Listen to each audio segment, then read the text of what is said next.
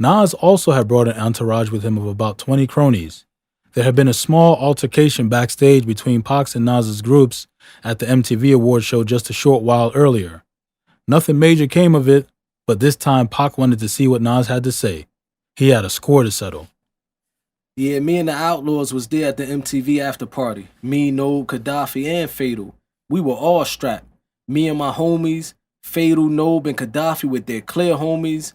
Everyone was on high alert peeping the scene. Nothing was popping off on our watch. I think Pac was doing an interview at that time when all of a sudden he just took off.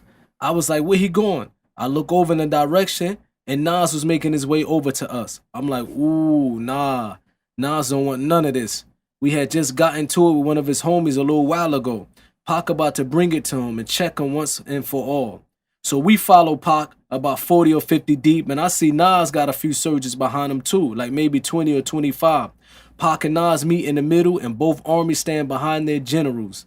It was like a movie, where two kings meet in the middle and their armies are behind them just waiting for the word to unleash hell. Word up, it was just like that. We had a few more soldiers than them, so we kind of surrounded them. I remember them actually telling Pac, yo, man's breathing down our necks, and they playing us a little too tight. We looking at them mean mugging. They looking at us mean mugging. We saying stuff at them. They saying stuff at us. All the time, though, we all got our hands on our heat just ready for Pac to give us the word. Pac and Nas are still talking. But we couldn't really hear what they were saying because of the noise. We thought it was about to go down for real. Then all of a sudden, I see Pac and Nas shake hands and embrace each other like brothers. Nas called off his troops. Pac did the same. I was shocked. I thought to myself, yo, what's going on? We ain't gonna roll on these busters? Pac came back to us and said the beef was squashed. They met like grown men, and it was all a big misunderstanding.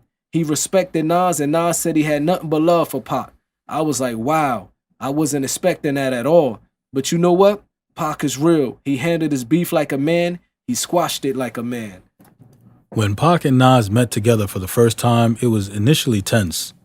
Pac believed that one of the verses on one of Nas's newly released songs, The Message, from his second album, It Was Written, was a veiled shot at him. As retribution, Pac was preparing to launch an all-out assault on Nas with a song called Against All Odds, which would appear on his upcoming Machiavelli album. However, Nas quickly clarified for Pac that those verses in The Message were not intended for him, and that he had the utmost respect for Pac. As they continued to talk in the middle of Bryant Park, it became increasingly clear that any animosity between the two was simply due to misunderstanding. They harbored no real ill will towards each other and affirmed their mutual respect. With the air now cleared, Pac promised Nas that when he traveled back to LA, he was going to remove the lyrics from the song dissing Nas, as the two had buried the hatchet once and for all. They reaffirmed their mutual respect, shook hands, and embraced like brothers. In fact, Pac offered to meet up with Nas again in Vegas a few days later if he was going to be there, an offer that Nas accepted.